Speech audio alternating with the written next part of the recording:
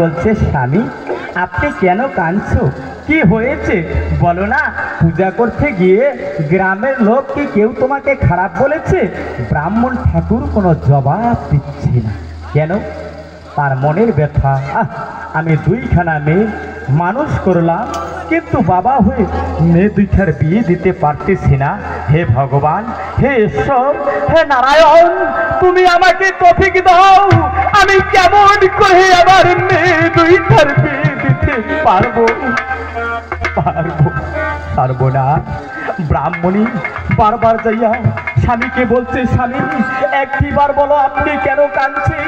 কিন্তু নয় খরিদ্দার ব্রাহ্মণ তার স্ত্রীকে কোনো কথা বলেন না, কোনো কথা বলেন।